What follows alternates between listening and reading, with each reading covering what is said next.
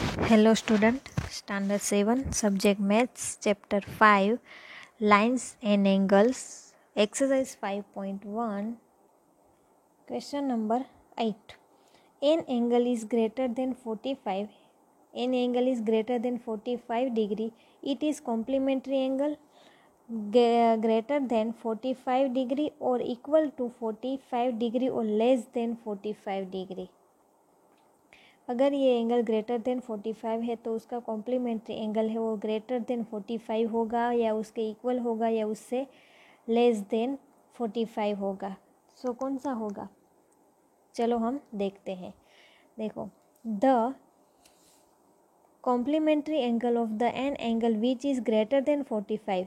अगर वो angle greater than 45 है मतलब 45 से वो ज़्यादा है तो विल बी लेस देन 45. तो वो 45 से कम होगा क्योंकि हमें कॉम्प्लीमेंट्री में टो एंगल का सम कितना होता है 90 होता है इसलिए. ओके, सो उसके बाद है क्वेश्चन 9.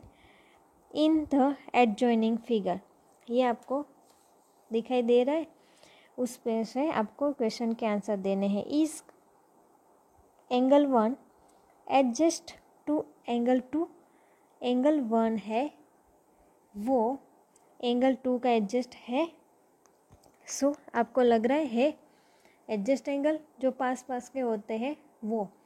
सो ये दोनों पास पास के हैं. यस, तो आप लिखोगे answer yes angle 1 is adjacent to angle 2. क्या लिखोगे? Yes angle 1 is adjacent to angle 2. They have a common vertex, क्योंकि उसका वर्टेक्स है वो कॉमन है, ओ है. कॉमन रे, उसकी रे भी कॉमन है, देखो, ठीक है. And their interior are distinct. Okay, उसके बाद है इज एंगल ए ओ सी. देखो ए ओ और सी मतलब ये ए ओ सी एडजस्ट टू कौन सा? ए ओ ई. ए ओ ई का एडजस्ट है. सो ये नहीं है क्योंकि their interiors have common points. The interior of A O C है is also the interior of A O E. A O C है वो ए ओ ई के अंदर, मतलब उसके अंदर का ही है पार्ट है ना. देखो ए ओ ई तो ए ओ सी वो उसके अंदर का ही है. तो ये नहीं है. तो आप लिखोगे क्या? Angle A O C is not adjacent to A O angle A O E. Okay, समझ में आ गया. उसके बाद है do angle C O E. C O ई, देखो यहाँ पे सी ओ ई मतलब ये वाला, ठीक है. C O E and E O D. E O D और ये वाला और ये वाला. डू लाइनर पेर. सो लाइनर पेर में है ये दोनों एंगल, यस या no? So yes C O E and E O D from a linear pair. देखो यहाँ पे O C and O D are opposite rays. ये दोनों है वो ऑपोजिट रे है इसलिए, ठीक है. उसके बाद है आर बी ओ डी ये वाला और डी ओ ए और ये वाला सप्लीमेंट्री एंगल है या नहीं है? So yes, B O D and angle D O A are supplementary angle. There from a linear pair. Okay, they from a linear pair. Is angle 1, ये एंगल 1 है, is vertically opposite to 4. उसके opposite है 4 के.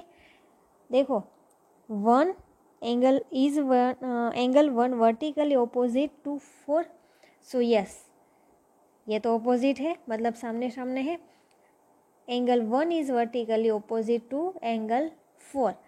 Okay, देखो यहाँ पे A B and C D intersect each other at O.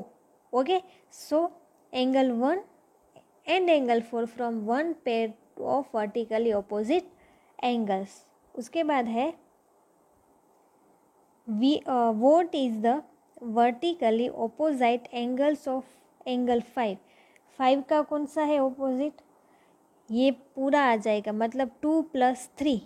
Okay, so the क्या लिखोगे आप answer, the vertically opposite angle of 5 AOD is, कौन सा आ जाएगा, AOD है 5 का, सो COE + EOB मतलब 2 + 3 एंगल्स हो गए।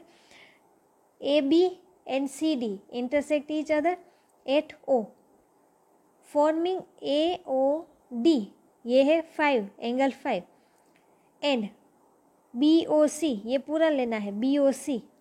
ओके, BOC मतलब ये दोनों plus angle 2 + 3 okay is one pair of opposite angles. Okay, so आप इसमें क्या लिखोगे, यश ना sorry the vertically opposite angle of angle 5 AOD is BOC। Okay, so उसके बाद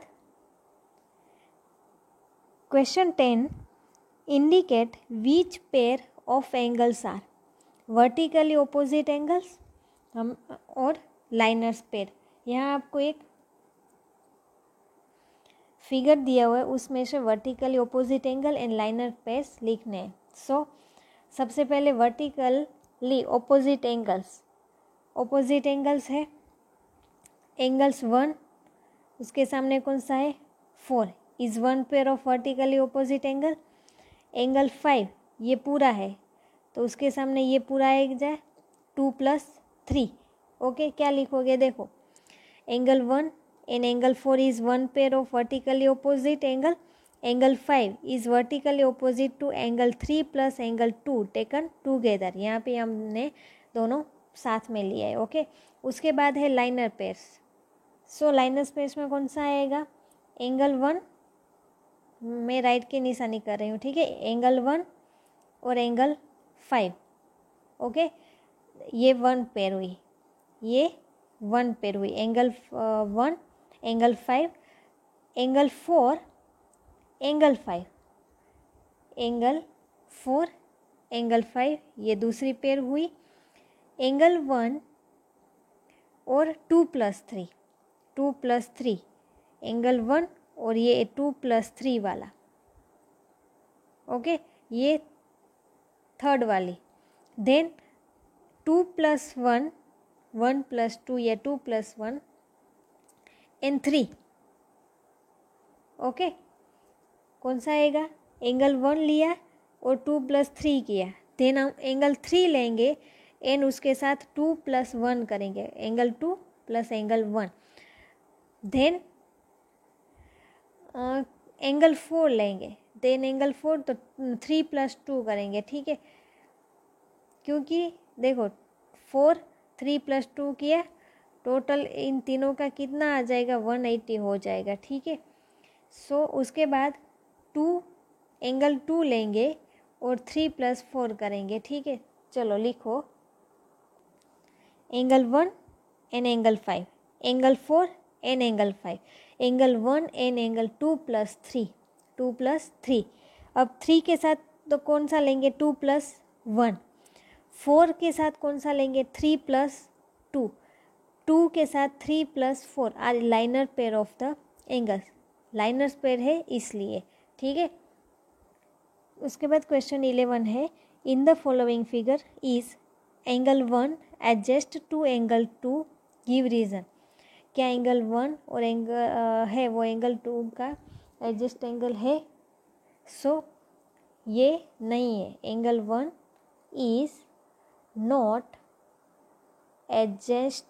एडजेसेंट टू एंगल 2। रीज़न देना है तो because they do not have a common vertex, क्योंकि उसका कॉमन वर्टेक्स नहीं है। यहाँ पे देखो कॉमन वर्टेक्स। ओके, सो आपको समझ में आ गया क्यों नहीं है, क्योंकि उसका दे do not have common vertex, उसका कॉमन वर्टेक्स नहीं है. So today your homework is workbook question number 6, okay, and workbook question number 7, question number 6 and question number 7. Okay, thank you.